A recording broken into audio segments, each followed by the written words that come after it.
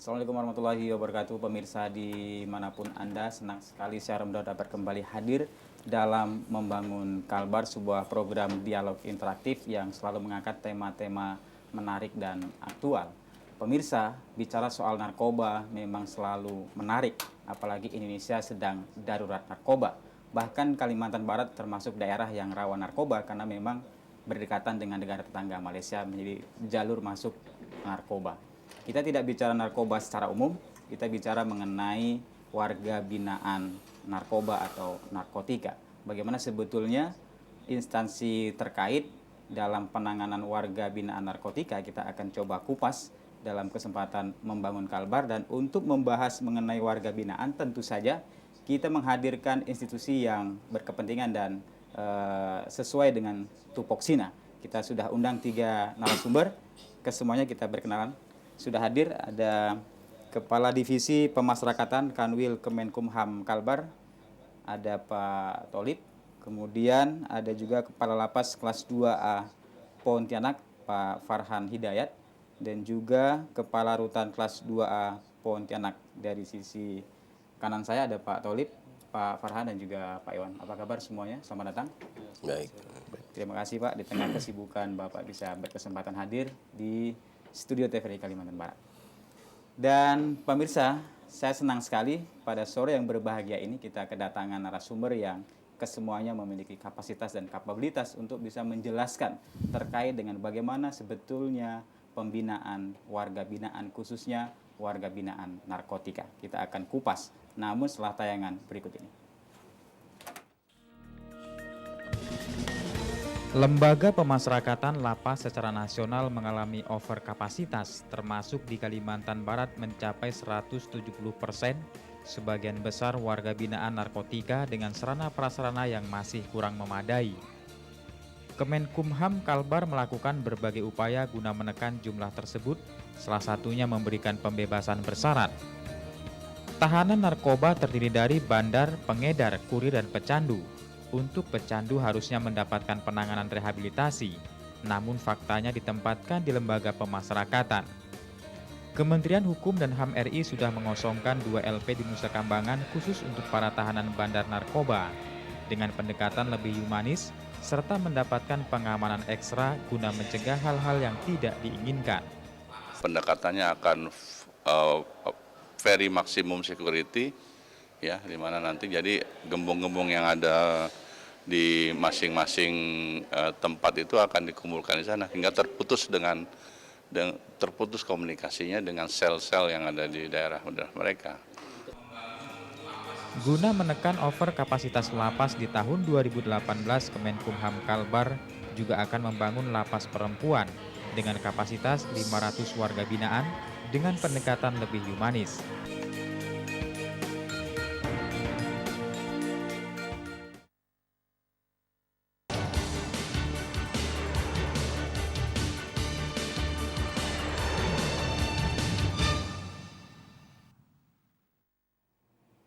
Pemirsa, penanganan warga binaan narkotika bersama dengan Kemenkumham Kalimantan Barat, kemudian Kalapas kelas 2A Pontianak, dan juga Kepala Rutan kelas 2A Pontianak. Selain kami berbincang dengan ketiga narasumber, juga mengundang partisipasi Anda untuk menyampaikan pertanyaan, gagasan, dan juga masukan saran. Silakan Anda sampaikan di telepon 769022 769033, karena di sini sudah hadir langsung pihak-pihak yang memang menangani persoalan warga binaan narkotika khususnya di Kalimantan Barat. Baik, langsung kita mulai Pak Kadif, Pak Kalapas, dan juga Pak Karutan.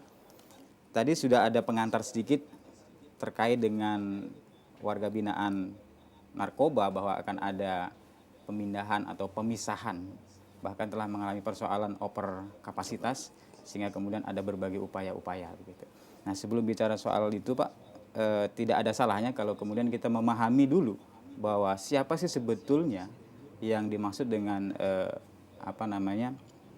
terpidana narkotika. Apakah semua yang terkait dengan pecandu narkoba, kurir itu semuanya terpidana dan harus dimasukkan ke dalam satu sel tahanan atau seperti apa? Silakan Pak Toy. Oke, terima kasih Mas Romdon.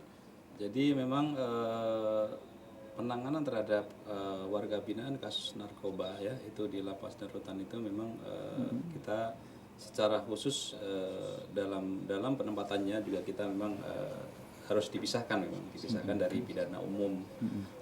Idealnya memang dalam setiap provinsi itu ada lapas narkotika, tapi yang untuk di Kalimantan Barat ini untuk saat ini memang belum ada. Itulah upaya-upaya yang kita coba lakukan nanti dalam rangka untuk pembinaan terhadap mereka itu dengan menempatkan secara khusus dalam lapas narkoba. Tapi karena memang sampai saat ini belum ada lapas narkoba yang dibangun di Kalimantan Barat, sehingga proses atau penanganan terhadap mereka untuk saat ini memang dalam penempatannya mereka dipisahkan dalam satu blok khusus atau dalam kamar-kamar terpisah dari pidana umum. Tujuannya adalah untuk memisahkan mereka agar tidak terjadi pembelajaran ya atau mungkin penularan kejahatan terhadap narapidana yang pidana umum. Tapi itu juga memang belum mencapai hasil yang maksimal karena bagaimanapun interaksi mereka ketika posisinya tidak di dalam lapas, tidak di dalam kamar, mereka tetap masih ada komunikasi. Nah, inilah yang menjadi kendala bagi kami sebetulnya dari divisi ini untuk masalah ini. Dan memang dalam rangka untuk pembinaan terhadap narapidana atau warga binaan kasus narkoba ini idealnya mereka seharusnya adalah pembinaannya adalah rehabilitasi.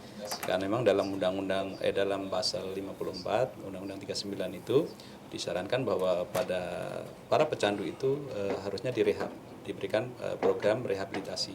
Karena mereka melakukan kejahatan ini bukan terhadap orang lain tapi kejahatan pelanggaran hukumnya itu adalah terhadap dirinya sendiri, sehingga dia harus disembuhkan dari ketergantungannya terhadap penggunaan narkoba itu. Nah, inilah yang memang kekurangan di lapas dan rutan, bahwa program rehabilitasi ini sampai saat ini dulunya pernah memang ada program itu diberikan oleh BNN melalui BNNP, tapi untuk tahun 2017 dan 2018 ini program ini saat ini sudah tidak ada lagi, sehingga memang kami kesulitan dalam rangka untuk memberikan pembinaan rehabilitasi itu terhadap narapidana narkoba atau warga binaan narkoba ini, khususnya dalam rangka untuk penyembuhannya dari kecanduan. Itu yang jadi masalah. Artinya memang untuk saat ini dari Kalimantan Barat sendiri belum ada salah satu lokasi atau lapas khusus atau tempat khusus rehabilitasi. Dulunya memang kita memiliki sesungguhnya. Bukan memiliki, jadi ada program rehabilitasi yang dilakukan oleh, dananya ada di BNNP dan itu pelaksananya ada di lapas dan rutan. Tapi untuk tahun 2017 itu program itu sudah tidak ada, termasuk 2018 kami belum tahu, mudah-mudahan masih ada sih nanti, karena itu membantu kami dalam rangka untuk tadi itu melaksanakan pembinaan di lapas dalam rangka untuk rehabilitasinya, penyembuhan dari ketergantungannya. Nanti secara detail mungkin Pak Lapas juga akan menyampaikan, karena itu programnya ada di lapas dan rutan, di lapas biasanya. Artinya Pak, kalau bicara soal kapasitas lapas yang kita miliki, benar memang terjadi over kapasitas? Ya, jadi untuk over kapasitas di Kalimantan Barat ini hampir sebagian besar terjadi over kapasitas. Kita kalau nggak isi kan untuk hari ini itu 4.638 ya total seluruh Kalimantan Barat. Di lapas maupun rutan ya? Seluruhan. 4.000 lebih. 4.000 lebih. Sedangkan untuk yang kasus narkotikanya itu sekitar 1.762 ya. Hampir 40%, ke 50 lah gitu. Dari 1.700 lebih itu kalau kita pisahkan yang pengedar dan pengguna? Nah, harusnya itu yang dipisahkan, tapi memang selama ini kesulitan karena kita tidak mempunyai kamar-kamar yang lebih banyak untuk memisahkan antara pengguna dan pengedar ini. Ini yang jadi kendala di kami. Sebenarnya kalau sudah ada lapas narkotika, hal itu akan bisa kita lakukan. Karena memang adanya overcrowded atau overkapasitas itulah yang menyebabkan mungkin penempatan ini jadi tidak sesuai yang diharapkan, nanti tidak ideal gitu. Itu yang jadi kendala saat ini. Iya. Pak Kalapas Pontianak dan juga Karutan bisa menambahkan tadi persoalannya bahwa dulu ada anggaran untuk rehabilitasi bagi narapidana atau pecandu. Ya. Sejak kapan itu Pak? Dan bagaimana kemudian realisasinya di Kalapas Pontianak khususnya? Itu sejak 2017 sudah tidak ada lagi. Artinya baru-baru ini? Iya, baru-baru ini. Dulu kita bekerja sama dengan BNN, pembinaan khusus untuk narapidana yang kasus narkoba, itu ada program rehabilitasi. Tapi sekarang tidak ada. Walaupun demikian kita dari lapas tetap menjalankan pembinaan. Jadi ada 2 pembinaan untuk narapidana sekarang, baik narapidana khusus maupun umum. Itu ada pembinaan kepribadian dan pembinaan keterampilan. Nah, kalau kepribadian itu kan membangun pribadi narapidana menjadi karakter yang lebih bagus ya, dari mulai kepribadian bernegara, beragama gitu kan. Nah, ini keterampilan lebih menjadi keberatan kepada untuk dia setelah menjalani pidana dia punya keahlian, keterampilan gitu ya.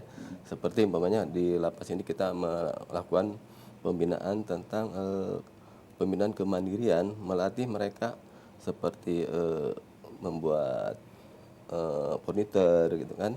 Terus membuat, kalau di sini ada membuat tikar dari kayu itu. Nah, itu mereka diusahakan setelah keluar dia punya kemampuan keahlian itu. khusus gitu ya, Iya. yang diberikan soft skill gitu intinya, soft skill yang Iya. memang diperankan di situ. Iya. Kalau dari rutan sendiri Pak, pasca tidak adanya rehabilitasi ini, Begini, apakah saya harus menjelaskan dulu perbedaan rutan dengan lapas? boleh Pak, sebagai masyarakat awam kan tentu Ya, juga masih belum bisa memahami perbedaan rutan dan lapas gitu. Rutan Pontianak itu ya dibangun berdasarkan KUHP ya. Di pasal 22 itu ada jenis-jenis penahanan ya. Salah satu itu penahanan rutan rumah tanah negara.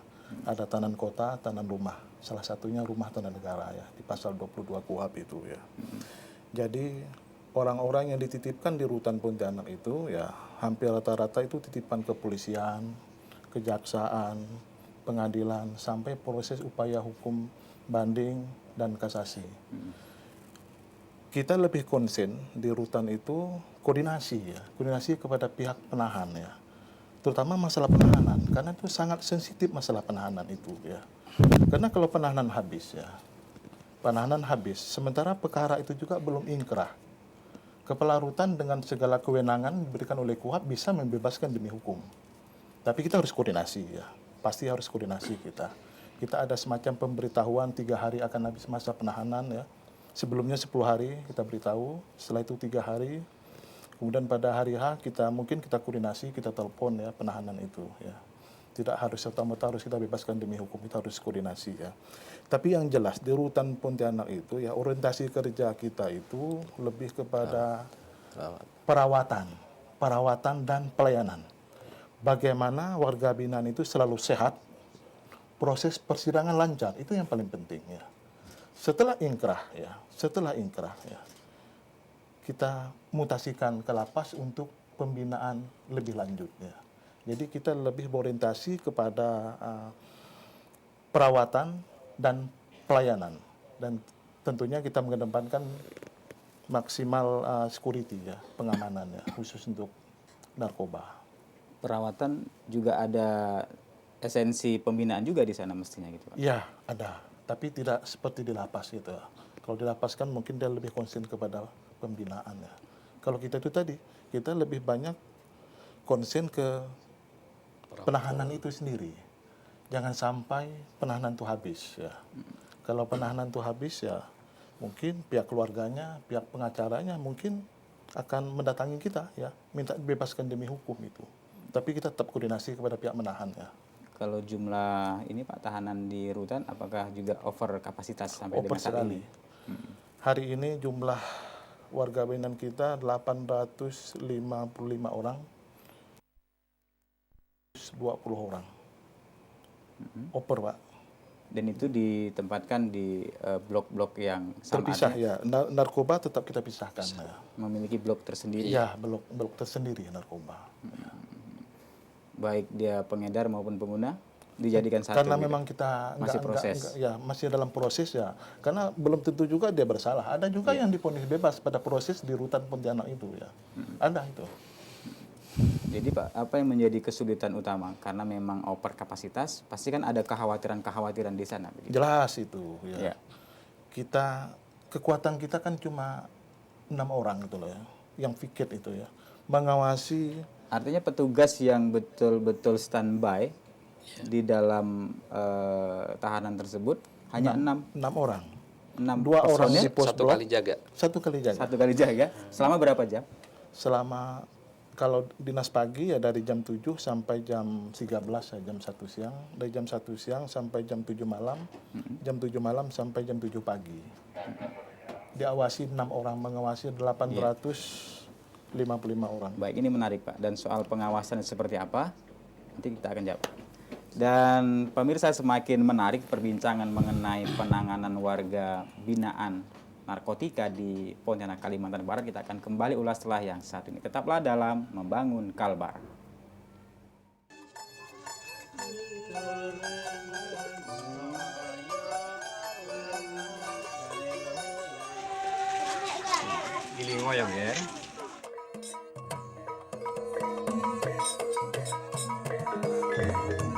Tari Lengger berasal dari kalimat petua Jawa, Elingongger, yang artinya ingatlah nak, yaitu anjuran untuk kebaikan dan selalu mengingat kebesaran Sang Pencipta.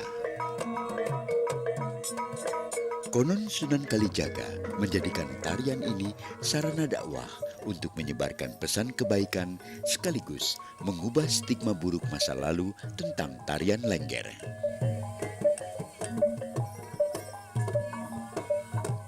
Tari Lengger, tradisi tarian penuh arti.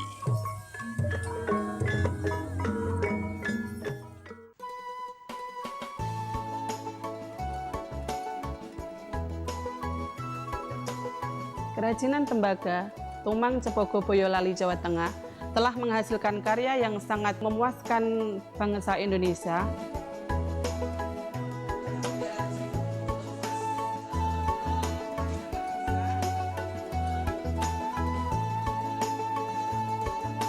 Dengan proses pemotongan, pembakaran, penyambungan, pembentukan, dan juga pemahatan, dan akhirnya menjadi suatu bentuk kerajinan yang sangat bagus dan diminati oleh masyarakat Indonesia tersendiri, juga sampai mancanegara. Semua sudah menggunakan produk-produk dari kerajinan Tumang Cepogo Boyolali.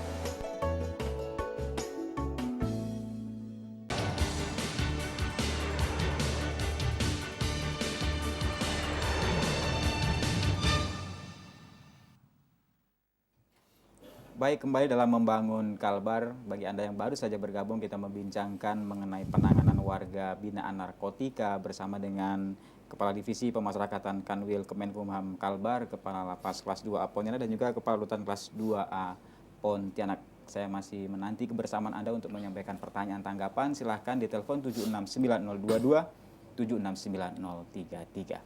Baik, kembali Pak Iwan, tadi menarik bahwa terjadi over kapasitas 800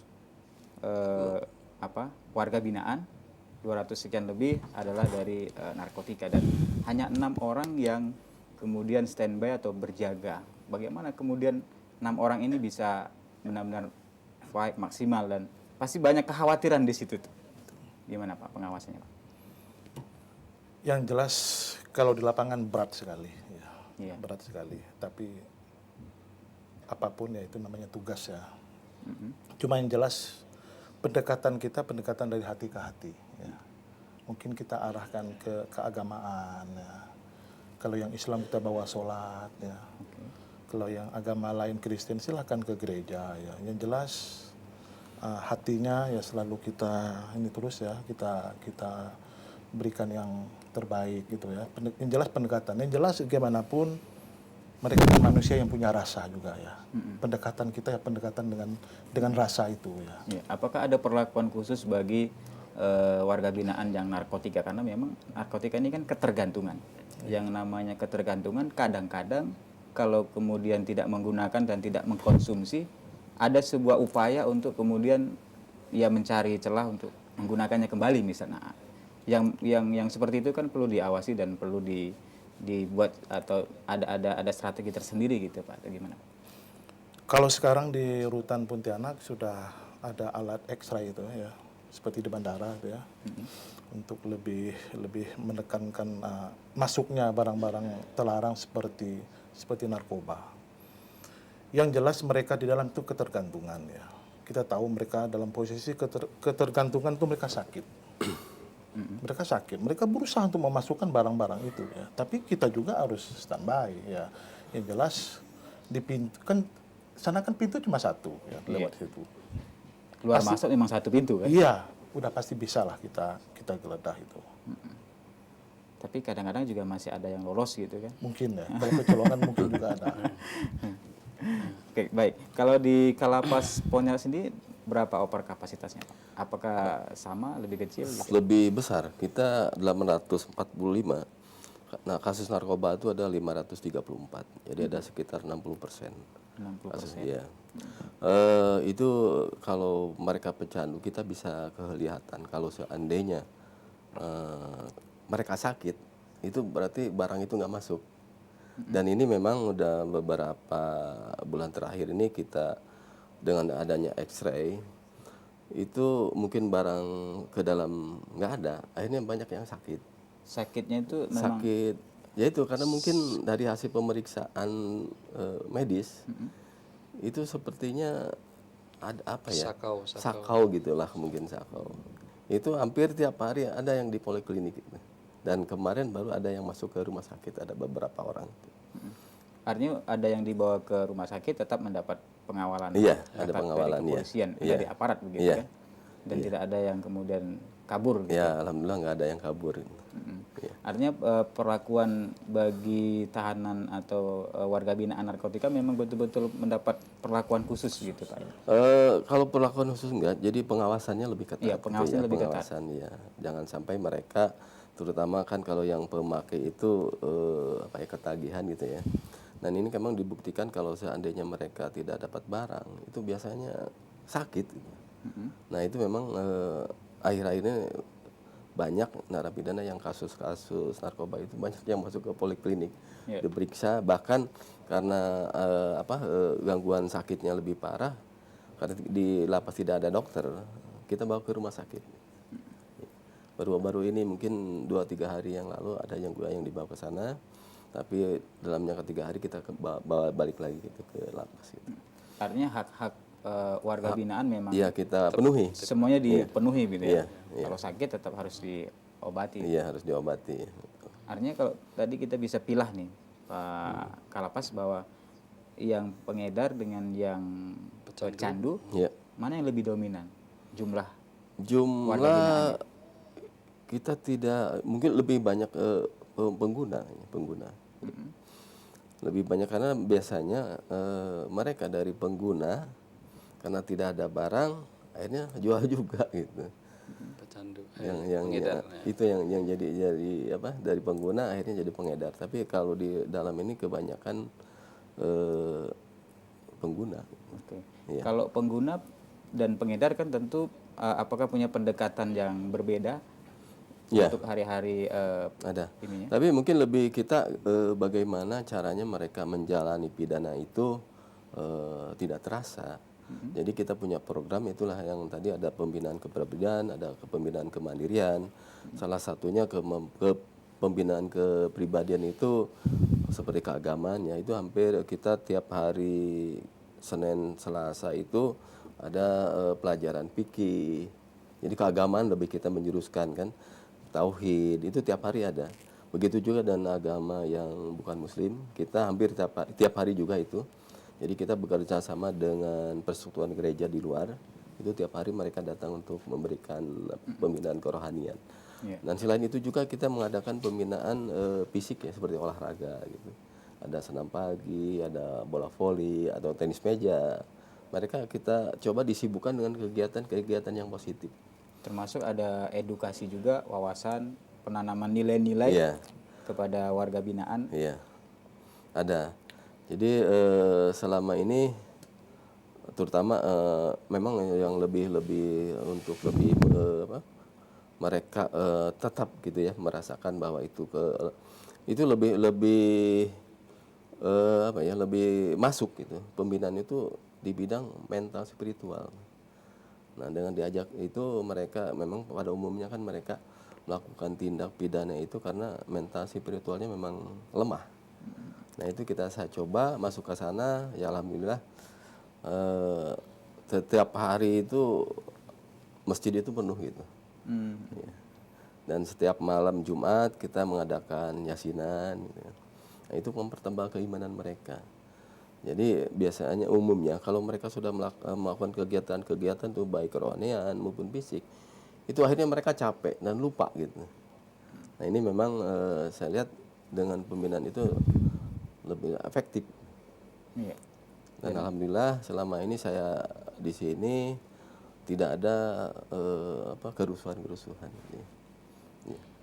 Kita berdoa mudah-mudahan Mudah-mudahan nggak ada. terjadi. Dengan Iya. over kapasitas kan tidak tidak bisa juga kita lengah gitu Iya, kan. iya. Dengan jumlah pengawas yang hanya Cuma 7 orang gitu. 7 orang mengawasi 800 lebih. Iya. Sama juga di rutan tadi kan 800 lebih kan cukup rasionya 1 berbanding 100 Iya. warga binaan. Bayangkan satu orang mengawasi 100 pergerakan.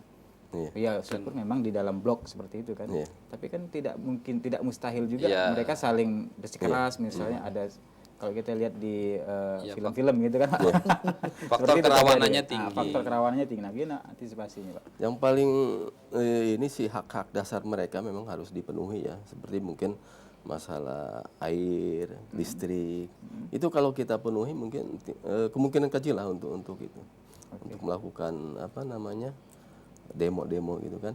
Karena hak mereka apalagi gitu kalau seandainya masalah air, baik itu air untuk minum maupun untuk mandi, cuci, kalau kita penuhi dan begitu listrik ya untuk penerangan di malam hari atau kegiatan-kegiatan lain ya seperti kita sebulan sekali mencoba untuk melakukan kegiatan rekreasi seperti mendatangkan grup musik ke dalam gitu. Itu juga efektif. Iya.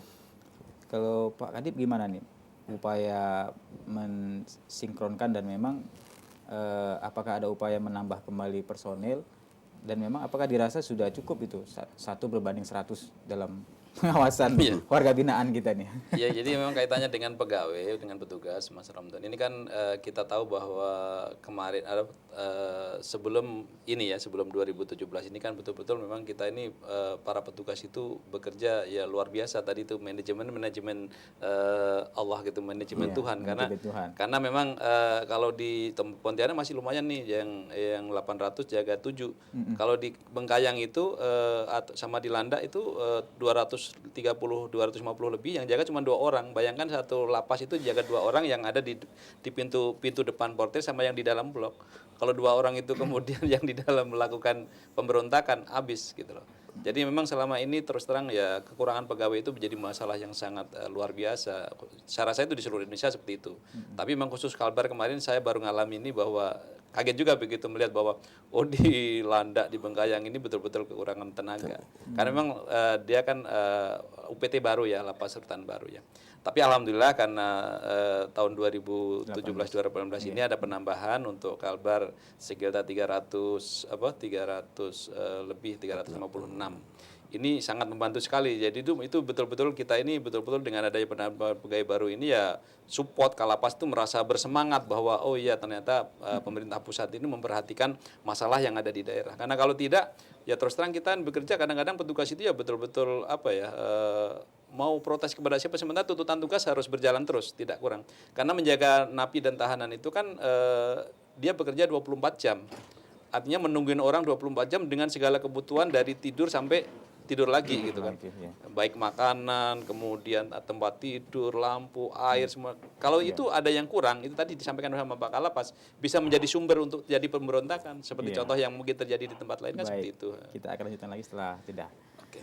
Dan pemirsa semakin menarik nih bicara soal warga binaan, apalagi tadi rasio antara petugas dengan warga binaan yang 1 berbanding 100. Ini memang salah satu yang masih harus kita carikan solusi bersama. Kita akan kembali membahas setelah yang satu ini. Tetaplah dalam Membangun Kalbar. Siger merupakan lambang khas Provinsi Lampung yang berbentuk segitiga, berwarna emas dan biasanya memiliki cabang atau lekuk berjumlah 9 atau 7, di mana selain melambangkan kejayaan, kekayaan, juga merupakan simbolisasi sifat feminin. Konon siger dibuat dari emas asli dan dipakai oleh wanita asli Lampung tidak hanya sebagai mahkota pengantin, melainkan sebagai benda perhiasan yang dipakai sehari-hari.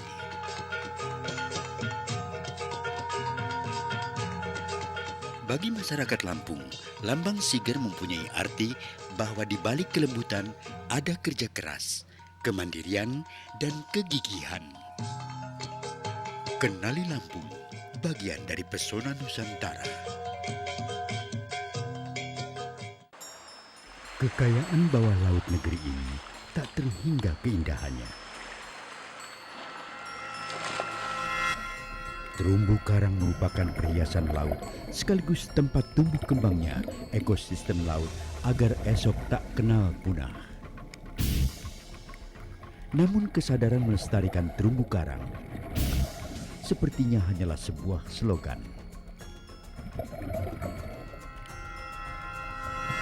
Serupa bius potasium yang seketika menyebar dan mematikan terumbu karang hingga berkilo-kilometer dari jarak pembiusan dan berdampak pada matinya ekosistem bawah laut tanpa sisa.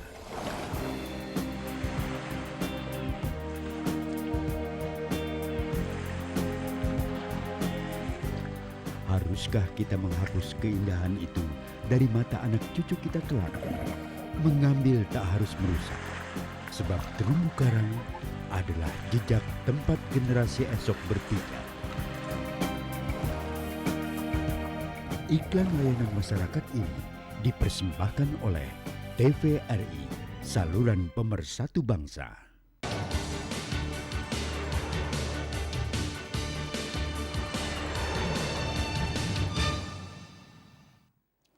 Baik, kembali dalam membangun Kalbar masih bicara soal penanganan warga binaan narkotika. Baik Pak Tholib, kembali dilanjutkan soal upaya dalam mengatasi persoalan overkapasitas dengan menambah jumlah tenaga petugas. Selain itu apalagi upaya, apakah kemudian kita juga akan mengurangi jumlah warga binaan dengan misalnya memindahkan ke tempat lain atau seperti apa? Dalam rangka penanganan overcrowded, memang kita punya program pertama yaitu tadi adalah memindahkan dari lapas yang over kapasitas kepada lapas rutan yang tidak over kapasitas. Memang idealnya kalau di Kalbar kan sudah over semua nih. ya makanya kan sebenarnya rutan itu tadinya kan tidak boleh untuk penempatan narapidana. Tapi karena memang kita over, akhirnya kan karena narapidana sudah terlalu banyak, akhirnya rutan-rutan itulah kita tempati sebagai tempat pembinaan narapidana juga gitu. Yang fungsi rutan harusnya untuk penahanan saja, tapi karena memang over, akhirnya ya kita mau tidak mau mereka mau seperti di Bengkayang katakanlah, mereka kan tahanannya sedikit. Kalau diisi dengan tahanan-tahanan yang di Bengkayang saja mungkin dia akan longgar. Tapi karena over ini, akhirnya kita pindahkan dari tempat yang over itu ke tempat yang tidak over.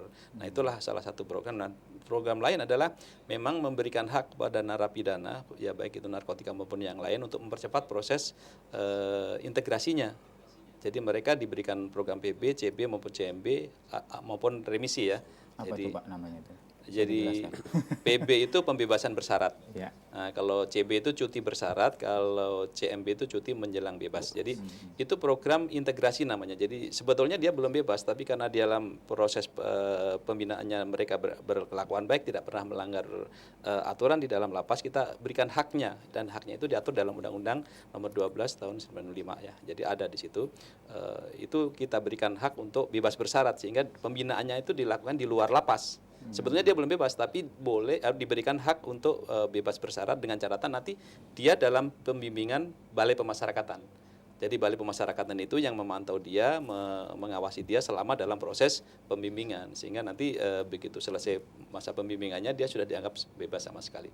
Sehingga pendekatan kepada masyarakat ini yang pembebasan bersyarat ini yang kita coba untuk lebih kita perbanyak supaya nanti proses over ini jadi lebih berkurang gitu. Karena kan ini permasalahannya terjadinya over ini karena yang masuk lebih banyak, yang keluar sedikit sehingga tersumbat di tengah kan gitu.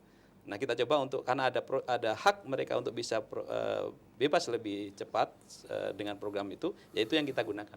Jadi paling itu saja yang kita jadikan. Karena kalau menambah bangunan baru, kamar baru kan ini nanti kebijakannya di pusat. Kita kan tidak bisa melakukan itu di sini gitu. Memang idealnya sih makin bertambah orang, makin tambah kamarnya kan gitu, supaya mereka tidak over. Tapi kan untuk pembiayaan pembangun baru ini bukan hal yang mudah.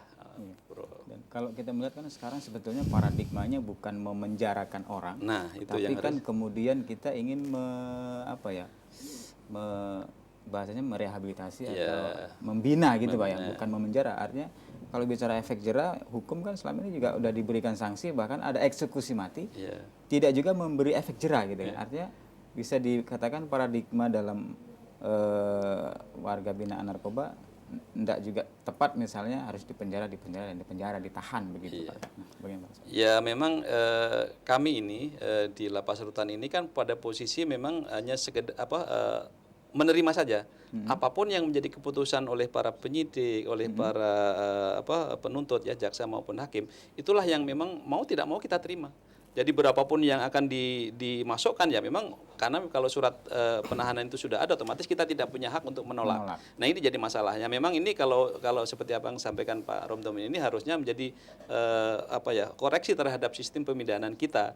Memang idealnya retroaktif justice itu yang paling ideal. Jadi orang-orang yang melakukan pelanggaran hukum itu memang cukup diselesaikan di luar pengadilan. Tapi kan itu menjadi kewenangan dari para penyidik dan para penuntut ya. Jadi menjadi dilema tersendiri Pak ya. Iya. Kita nggak mau nerima, tapi masih ada terus nih kasus nih. Ya nggak mungkin. Kalau kita nggak mungkin terima. Jadi berapapun yang mereka buatkan surat penahanan itu harus kita terima. Jadi sepenuh apapun ya memang itu kewajiban kita untuk menerima. Sehingga memang akhirnya beberapa lapas yang over itu ya memanfaatkan ruang-ruang di lapas dan rutan yang tadinya mungkin bukan blok hunian dijadikan blok hunian karena sudah tidak ada tempat lagi gitu.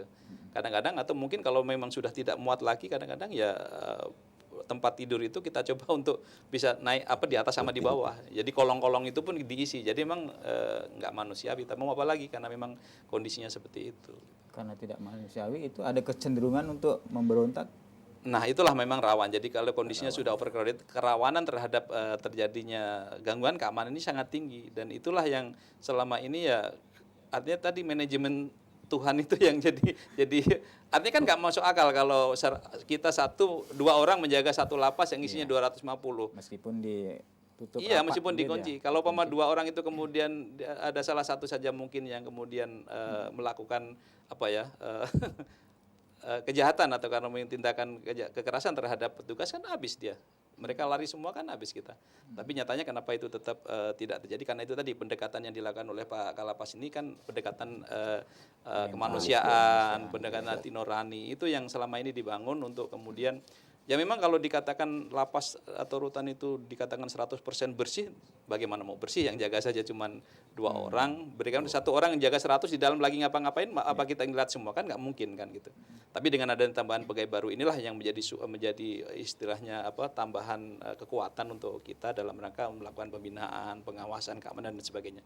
Itu yang kita. Tapi kalau yang masalah overnya ya memang susah juga penyelesaiannya kan hanya cuma 2, nambah kamar atau memindahkan dia atau membebaskan lebih cepat tadi itu. Nah, membebaskan lebih cepat atau cuti menjelang bebas itu menjadi kewenangan pihak kita di pemasyarakat. Jadi memang Kalapas Rutan yang mengusulkan nanti kami di Kanwil yang akan ada program, ada mekanisme sidang TPP namanya. Itu dilakukan di lapas juga dilakukan, di rutan dilakukan. Nanti di Kanwil kami sidangkan lagi. Kalau memang dia tidak pernah melakukan pelanggaran, otomatis kita berikan. Kalau memang dia pernah melakukan pelanggaran, otomatis itu akan diberikan sanksi. Nanti mungkin penundaan. Iya. Ini menarik. Kalau misalnya mereka yang sudah dibebaskan nih, bebas bersyarat atau memang yang sudah bebas sama sekali, sebenarnya masih ada kewajiban atau masih ada tanggung jawab dari di lapas atau rutan untuk mengontrol misalnya Bapas atau tidak atau bapas gitu. Balai Pemasyarakatan. Dari balai pemasyarakatan. Iya, ada. Jadi dia menjalani pidana bersyarat ya, seperti pembebasan bersyarat. Itu untuk pembinaan lanjutannya ada namanya balai pemasyarakatan. Jadi selama itu dia minimal dia 1 bulan sekali harus melapor gitu ke Bapas gitu. Jadi bimbingan lanjutan Ya, namanya. bimbingan lanjutan. Dan itu memang bisa real datanya Pak ya, memang mereka lapor gitu. Iya, Ada. Ya. Selain itu Jangan juga fiktif misalnya kan. Enggak. Yang penting ada laporan gitu. Dia harus datang nanti, kalau enggak kan ada sanksi karena dia punya kewenangan. Para petugas PK namanya, pembimbing kemasyarakatan itu punya otoritas kewenangan. Dia kalau mereka tidak proaktif atau dia melakukan pelanggaran ya langsung dia harus masuk lagi, dicabut PB-nya itu, masuk lagi ke dalam.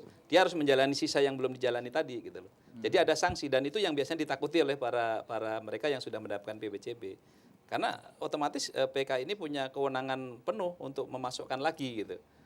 Jadi apalagi kalau dia melakukan pelanggaran, katakanlah pelanggaran hukum maupun pelanggaran aturan yang sudah disepakati, ya itu boleh nanti dia dimasukkan lagi. Dan tentunya mereka berpikir 100 kali, karena paling tidak pengalaman di dalam lapas kan bukan pengalaman yang menyenangkan kan. Gitu. Ada bargaining di situ gitu. Ada bargaining. Kemudian apalagi yang mesti harus dilakukan ke depan gitu, Bapak-bapak semua di sini menyikapi persoalan overkapasitas warga binaan yang memang juga harus dipenuhi hak-haknya dengan keterbatasan sarana, infrastruktur, termasuk air misalnya, kan kadang-kadang kita juga masih menjadi persoalan. Kendala terbesar di Kalimantan Barat dan akhirnya masalah tidak air. lancar, itu kan bisa memicu gitu bagi warga binaan gitu kan. Ini ada ini ya, mengenai terutama undang-undang narkotika. Itu putusan-putusan pengadilan, terutama subsidiar. Itu putusannya umpamanya 5 tahun. Subsidiar itu sampai minimal itu 600 juta. Terus kalau tidak dibayar subsidiar, dia harus menjalani kurungan. Itu 3 bulan atau 6 bulan. Padahal kalau seandainya di dalam putusan itu subsidiarnya mampu untuk dibayar 100 juta atau 50 juta, itu dia tidak menjalani lagi subsidiar. Dia langsung dapat bebas gitu. Dan itu kalau secara ekonomi, seandainya sekarang di seluruh Indonesia itu penghuni lapas rutan ada sekitar 250.000. Dan pelaku tindak pidana narkotika, apalagi dengan ditambah dengan pidana khusus, itu kan ada subsidiarnya. Apabila itu subsidiarnya mampu dibayar oleh para itu narapidana, saya kira itu kan lebih cepat bebas. Dan anggaran juga akan berapa miliar, triliun kalau bisa, triliun mungkin. Kalau seandainya 50 juta dia bayar, ambil aja seandainya 250.000 orang, 100.000 orang yang mampu bayar, kali 50 juta berapa triliun. Dan juga kalau dia tidak menjalani 6 bulan subsidiar, itu berapa anggaran biaya makan yang harus ditanggung untuk kalau dibayar, mereka kan tidak, negara tidak harus membiayai lagi. Nah ini aturan itu, undang-undang itu lebih memberatkan kepada anggaran gitu. Seandainya kalau itu terbayar, di satu sisi anggaran masuk dari subsidiar, kedua biaya makan juga terkurangi. Dan kalau seandainya mereka dipidana dengan panjang, itu tidak ada jaminan untuk mereka bertobat. Nah ini pandangan dari kepolisian, kejaksaan, pengadilan dan lapas, pemasyarakatan itu pandangannya berbeda. Kita pemasyarakat kan lebih menitikberatkan kepada reintegrasi sosial, pembinaan. Tapi kalau mereka dari polisi, jaksa, hakim itu lebih menitikberatkan kepada balas dendam. Nah coba kalau kita sama-sama pandangannya, saya kira negara juga tidak perlu mengeluarkan biaya yang banyak. Nah dengan putusan pidana itu kalau subsidiarnya tidak sampai ratusan juta, karena kita tahu bahwa yang masuk itu paling kaki tangannya, bukan bandar-bandarnya yang masuk. Kasihan kan? Artinya selama ini yang memang tidak bisa diidentifikasi karena itu udah berdasarkan putusan. Nah itulah undang-undangnya kan? Memang harus, undang-undangnya itu memang di situ kan undang-undang menyebutkan kalau subsidiar itu di atas 600 juta. Sayangnya itu kalau seandainya undang-undangnya itu di bawah 100 juta lah, saya kira mungkin ya itu juga salah satu pencegahan, mungkin pengurangan warga binaan gitu. Jadi ada paradigma daripada bayar ya udah bagus menjalani aja 3 bulan kan, karena tidak mungkin mampu bayar. Iya. Kalau subsidiar 1 miliar dia dari mana? Iya kan, dari mana? Kecuali mungkin kalau bandar besar katakanlah. Ya kan? Baik, kita akan lanjutkan kami, dan pemirsa jangan kemana-mana, kita akan terus lanjutkan perbincangan mengenai penanganan warga binaan setelah yang saat ini. Tetaplah bersama kami.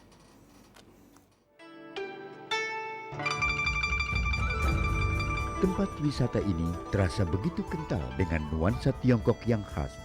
Mulai dari bentuk bangunan, detail ukiran naga, dan warna merah. Siapa saja akan betah berlama-lama di tempat ini untuk berkeliling ditemani pemandu wisata atau sekedar berfoto bersama keluarga.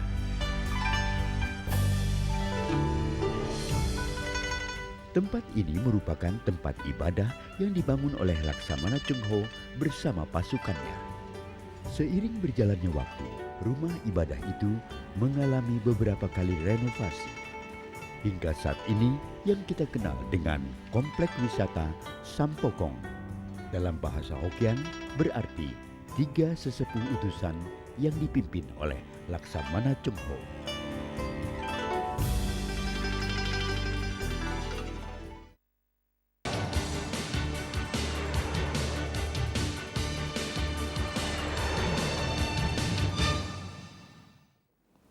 Baik, kembali dalam membangun Kalbar masih tentang penanganan warga binaan narkotika dan kami juga masih menanti kebersamaan untuk menyampaikan tanggapan. Silakan di telepon 76922 76933. Baik, kemudian dari Pak Iwan barangkali ada komentar mengenai soal bagaimana upaya untuk menekan over kapasitas tadi dengan berbagai cara termasuk yang disampaikan oleh Kalapas tadi dengan subsidir. Nah, kalau dari Pak Iwan gimana? Kalau saya pikir untuk mengendalikan overkapasitas itu nggak ada pilihan lain ya. Kalau memang narkoba yang pemakai itu nggak ada pilihan, memang harus direhab gitu ya. Karena saya serang aja ya, hampir 90% tahanan yang diantar ke rutan itu oleh pihak kepolisian itu ketergantungan. Kalau dia pengedar itu menjadi masalah juga kan nanti? Iya, tapi banyak pemakai itu ya. Mereka ketergantungan. Pengedar juga dia makai juga gitu loh. Makai juga, rata-rata begitu. Ya. Jadi ketergantungan mereka itulah akhirnya putusan pengadilan pun begitu memang, mohon maaf ya, karena dari awal konstruksi hukumnya sudah bicara normatif, pasal 112, 114 itu ya hukumannya ya 5 tahun ya, bisa sampai 10 tahun. Dalam posisi mereka ketergantungan, di dalam itu nggak pernah kita berpikir bagaimana cara mengobati mereka, nggak pernah kita berpikir bagaimana cara menterapi mereka gitu ya. Artinya selama 5 tahun mereka harus hidup Dalam keadaan melepaskan sakit. ketergantungan yang Sakit, langsung drastis begitu ya. Betul. Mungkin ya, menurut saya ya, yang benar itu kalau di rutan lapas itu harus ada klinik rehabilitasi yang memadai gitu, yang profesional, yang tenaga medis yang profesional gitu ya. Artinya memang belum punya sampai saat ini. Tidak ada, tapi tenaga medisnya sangat minim sekali. Artinya sudah ada klinik Iya, rehabilitasi. Ada, klinik, tapi ya. bukan klinik rehabilitasi, Bukan klinik rehabilitasi, umum. hanya klinik Klinik. umum aja. Klinik umum, Iya. bukan khusus Iya. Enggak, rehabilitasi. belum ada. Kalau begitu kan mereka bisa kita obati ya. Kalau memang ada klinik rehabilitasi di dalam itu, pidana jalan, rehab juga jalan kan. Makanya mohon maaf kalau dah mereka ketergantungan itu, mereka berusaha bagaimana Untuk dapat barang.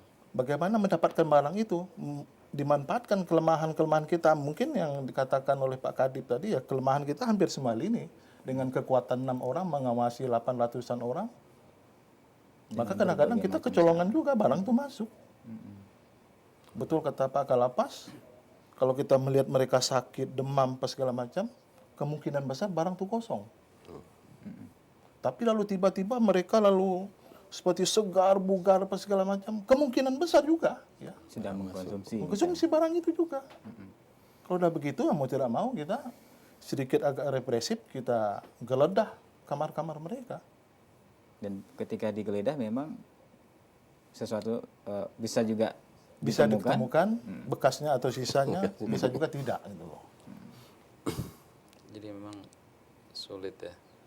Jadi memang gini ya, menangani mara pecandu ini kan memang sulit ya. Kita ini memang terus terang petugas ini jadi kerepotan setelah pecandu ini masuk. Dalam arti gini, memang idealnya tadi itu bahwa pecandu itu direhab supaya dia paling tidak sembuh dari kecanduannya. Karena kalau tidak ya tadi beberapa kasus yang saya ketemukan, jadi mereka ketika sudah benar-benar kondisi sako menginginkan barang apapun kadang-kadang dipakai gitu loh. Sampai dulu banyak kejadian warga binaan itu ya menggunakan ada apa yang di kamar mandi ada Sabun. bukan Autan. sabun, autan dimakan. Yes. Kadang-kadang itu apa porstek itu dimakan juga karena memang sudah saking barangkali sudah tidak tahannya dia dengan dengan kecanduannya itu. Rasa gitu. sakit. Karena kan orang-orang sakau itu kan sudah seperti orang sakit sakit gila ya, dia memang ngeri sih kalau ngelihat, kadang-kadang kalau ini nggak tega gitu. Tapi kan itu juga tidak boleh karena kalau kemudian dikasih barang lagi kan, memang programnya kalau di Jawa kan ada metadon segala macam, tapi kan di sini nggak ada. Nah inilah yang menjadi kendala terbesar di lapas rutan, sehingga karena tidak ada program rehab tadi itu, ya kita ini setiap hari harus bagaimana ya, betul-betul menjadi mata kita tidak boleh terpejam sedetik pun untuk mengawasi mereka gitu. Apalagi dengan barang-barang masuk itu dengan segala macam cara barang itu masuk. Ada yang dilempar dari luar melalui bola-bola atau mungkin main layangan atau mungkin dengan 1000 macam cara gitu. Dan yang paling susah kan kita ini belum berani kemudian melakukan penggeledahan orang yang masuk itu dengan seluruhnya. Harusnya memang kalau orang masuk dengan besuk itu ya badannya digeledah secara keseluruhan, mungkin harus telanjang katakanlah. Karena sering diketemukan juga barang-barang itu disembunyikan di alat kelamin, di celana dalam.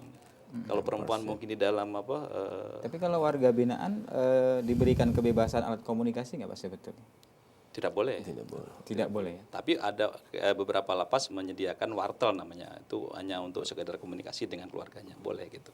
Tapi kalau dia menggunakan sendiri itu yang nggak boleh. Nah itulah yang selalu kita lakukan kalau penggeledahan itu yang kita ambil gitu. Tapi kadang-kadang selalu ada juga karena dengan segala macam cara juga kadang-kadang dia mencari cara untuk memperoleh alat itu. Termasuk ada sebuah ungkapan bahwa narkoba ya bisa dikendalikan di dalam lapas gitu kan? Iya. Sampai ada istilah seperti itu. Dan memang faktanya kan pernah terjadi juga begitu. Karena memang jumlah personil tidak sebanding dengan yang diawasi, sehingga terjadi banyak pelonggaran-pelonggaran begitu.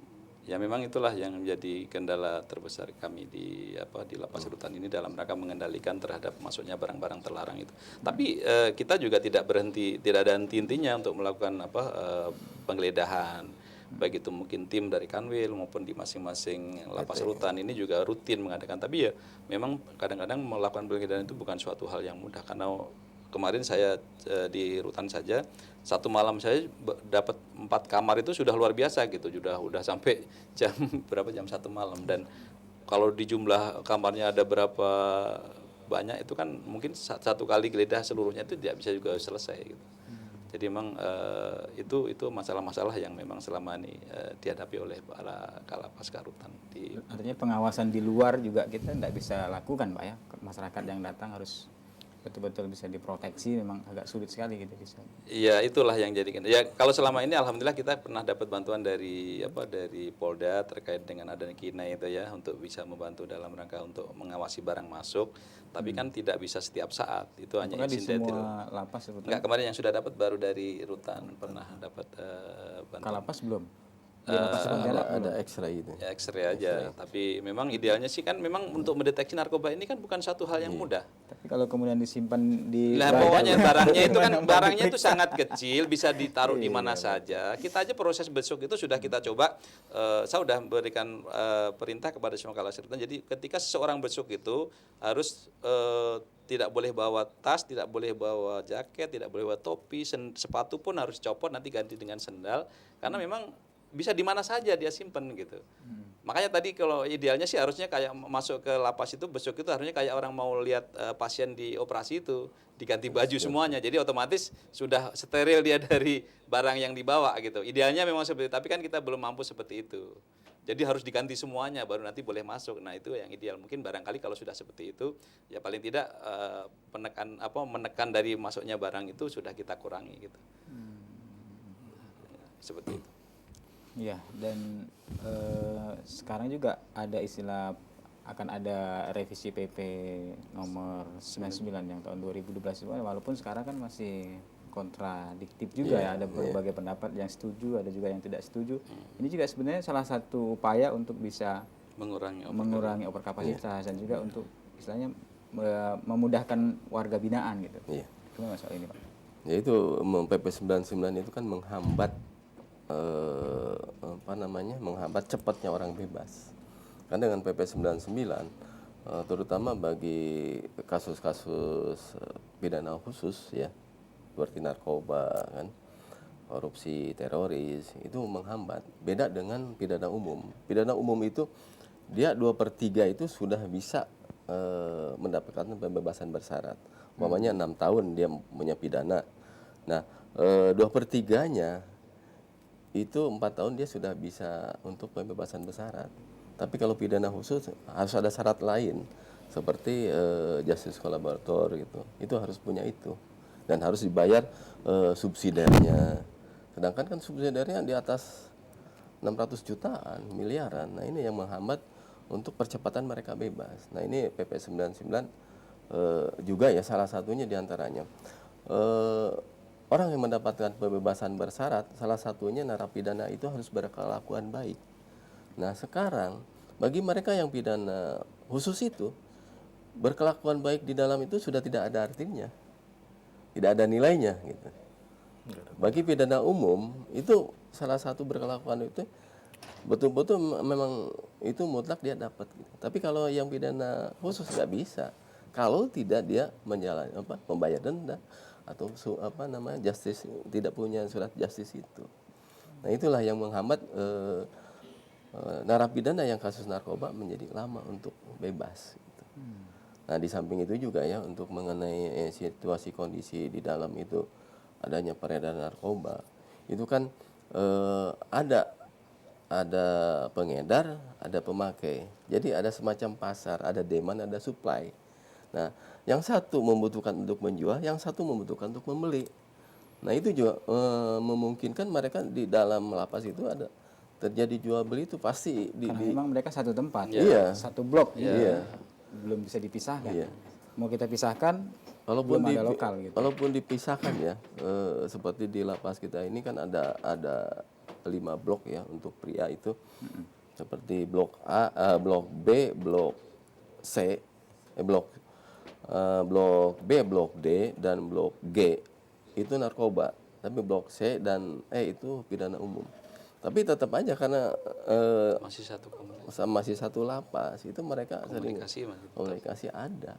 Dan tadi kan apa yang disampaikan oleh Pak Kakanwil bahwa untuk memutus sel-sel di daerah masing-masing akan dipindahkan juga dari itu informasinya. Ya, itu nanti memang ada pusat sedang membuat lapas high risk. Nah, itu yang high risk itu kan untuk masuk ke sana syarat-syaratnya banyak. Di antaranya adalah dia pidana dengan hukuman tinggi dan dalam menjalani pidana dia melakukan ya seperti jualan lagi gitu, berbuat tindak pidana lagi. Nah, itu memang harus ke sana gitu. Kalau Pak Iwan terkait dengan bagaimana kemudian penanganan pembinaan bagi warga binaan ini bisa dilakukan secara integral gitu. Selama ini kita kan bisa melihat bahwa lapas rutan ini kan hilirnya ya Pak ya, hanya nerima gitu kan. Nerima aja dari Jadi biar semuanya tidak hanya sekedar nerima tapi tanggung jawab bersama gitu. Betul. Itulah tadi saya katakan kalau di rutan mungkin saya lebih konsen gitu tadi ya, lebih ke perawatan dan pelayanan itu ya. Saya sependapat dengan Pak Farhan mengenai yang cuti bersyarat atau pembebasan bersyarat, yang syarat utamanya harus berkelakuan baik. Kadang-kadang mereka berpikir untuk apa aku berkelakuan baik sementara aku sendiri nggak bisa dapat pembebasan bersyarat karena kendala dari PP 99 itu tadi ya, masalah justice collaborator itu ya. Iya, baik. Sayang sekali sudah di penghujung.